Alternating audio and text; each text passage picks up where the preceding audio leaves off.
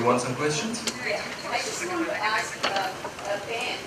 I feel like the Chinese, the robot is very cute, and your robot is so real.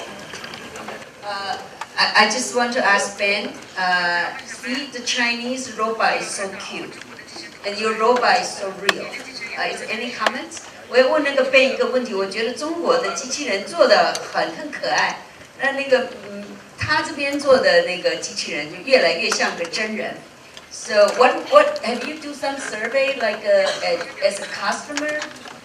You like to have the real robot or more cute robot? Thank you. So Hanson Robotics is making a lot of different types of robots. Some are human scale and very realistic, and we actually have a partnership with Disney where we're making a small robot that looks like a Disney character, which will come out early next year, and that one's more cute and less real. But I would say the common ingredient is David Hanson, who is the founder of Hanson Robotics. He began his career as a classical sculptor, and he believes that facial expressions are very important. And it's not necessarily about real or not, it's more about the richness of the facial expression and the response of the facial expression of the robot to a human face, because humans evolved to communicate very, very effectively face to face. I mean, if I look at someone I know well, or even someone I don't, and just wrinkle up the side of my mouth a little bit, people may be able to tell that I feel sort of warm but skeptical towards someone from a little tiny curve at the side of my mouth, right? So we're really good at tacit communication through the face. And what the goal that David has is to have the robots be able to enter into this sort of collective mind space of face-to-face communication. Now, you could do that in principle with a face on an LED screen, on a computer monitor. I'd say these robots are very cool, but the face on the screen doesn't have that level of expressiveness, but I can't say you could never do that with a face on the screen. I mean, maybe you could. And this actually ties into what I was mentioning at the end of my talk about having the robot absorb human values by teaching, because a list of human values, if not interpreted correctly, doesn't do much good, right?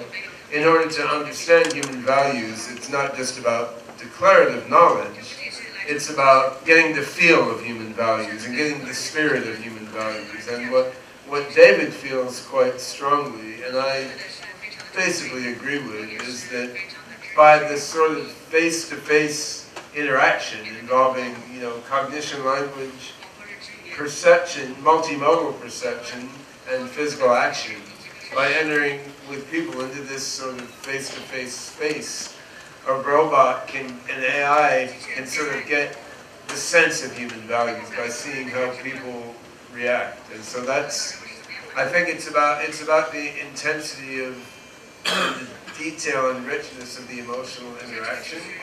Now, sometimes you might not want that though. Like you might not necessarily want your toaster or your phone or your toilet to enter into, whatever robotized devices you have, you may not want them all to enter into a deep emotional relationship with you. I mean, that's okay too. You don't need your vacuum cleaner to go, oh my God, what is that garbage on the floor? That's horrible, right? It doesn't need to have that level of consciousness or that level of emotional expression. But I think it's valuable that some of our robots and some of our intelligent devices are able to connect with us in that way.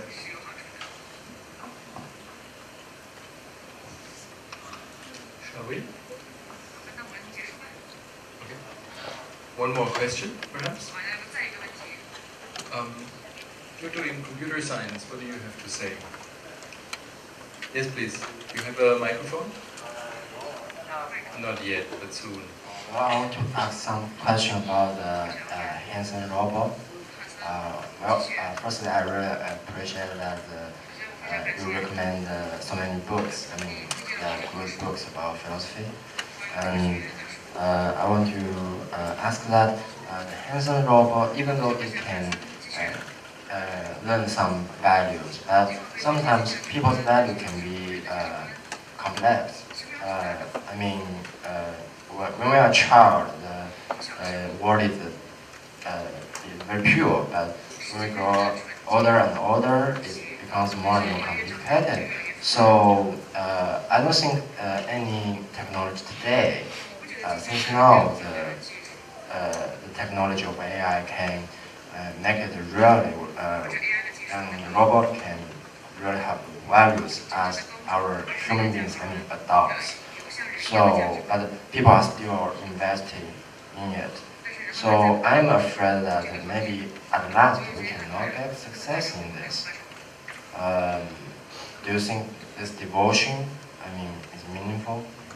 Well, the first thing I would say is that human values are very complex. I think human values also are very diverse, and I mean, different humans on the planet have very, very different values, and that there's some common core to these values, but there's not a consensus on what that common core is. But even so, if we just take a subset of human values, like my values, or the values of the science and technology community, which is creating these robots, yeah, I think right now our AI cannot fully understand these values, but I would say right now our AI also cannot fully understand, say, the social pragmatics of sitting around a dinner table or in a conference room. And right now, our AI cannot fully understand, the meanings of simple human sentences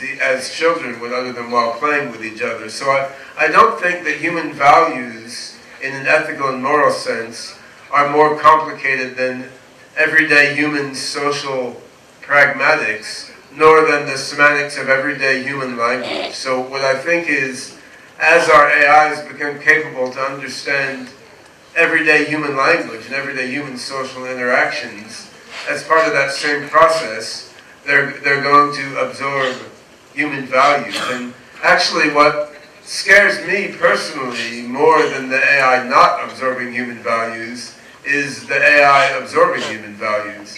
Because human values are pretty nasty a lot of the time if you look at the world around you. So the challenge to me isn't so much to get the AI to absorb human values, because I think that's going to come along with getting general intelligence in the human world. But how do we nudge the AI to absorb the more positive flavors of human values, such as we're advocating toward in this conference, versus, say, the human values of the current U.S. president, for example? I mean, there's a lot of unpleasant human values out there, and that has to do with what experiences do we give the AI, how do we raise the AI, and then when you look at, historically, most AI research has been done by militaries, mostly U.S., European militaries, some other places. Now, most AI research is being done in the interest of convincing people to buy crap they don't need, like placing ads on the web. So you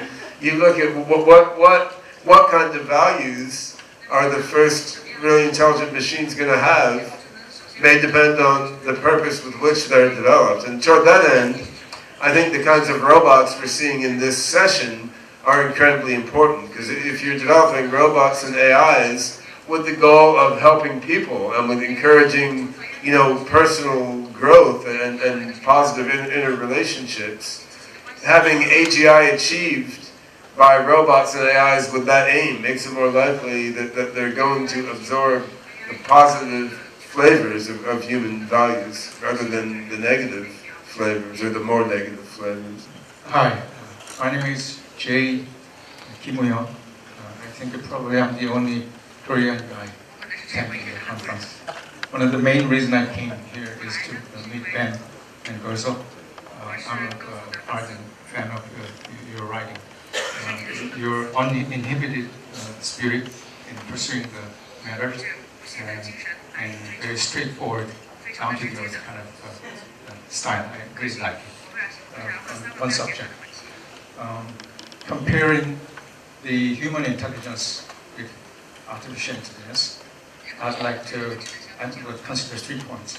One, although computers, calculators can also do additions and multiplication, but it's a different type of calculation that humans do.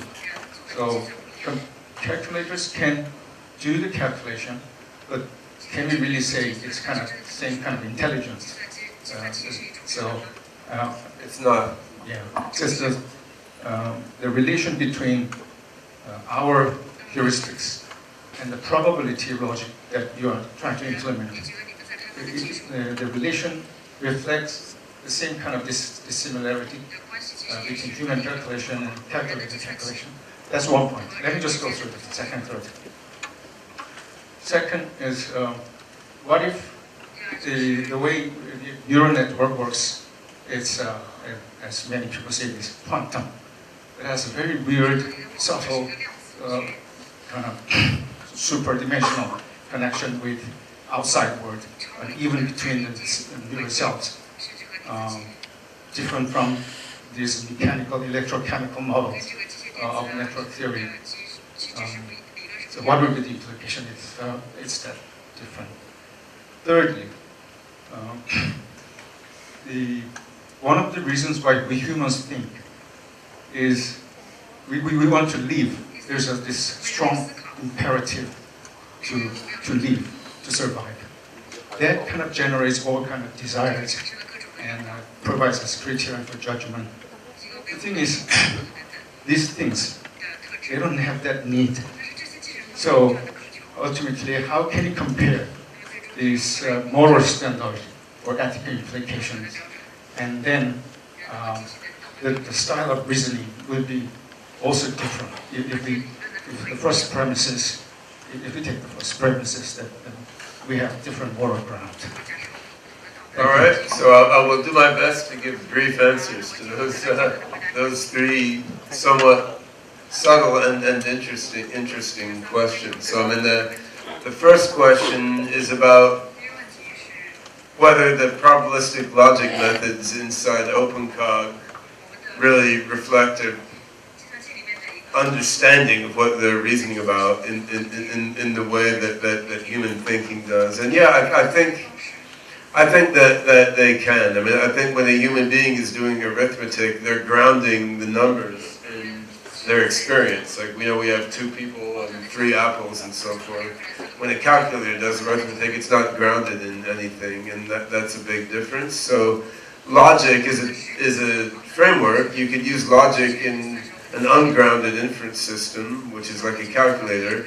But if a system is using logic to reason about its own experiences and observations, then I think it is grounded in the same way that human reasoning. But I think it can be less erroneous than human reasoning, which is part of my motivation for going that way. Like, simulating a human brain exactly in a computer would be a beautiful and interesting thing to do also, but then you're simulating all the cognitive pathologies that people have, whereas if you can have an AI which is a little less biased and has fewer problems, mastering and understanding itself than the human does, we may be better off. Now, question 2 was about sort of spooky abilities people seem to have in precognition, ESP, and whatnot, and maybe direct mind-to-mind connection in everyday life on a sort of lower level.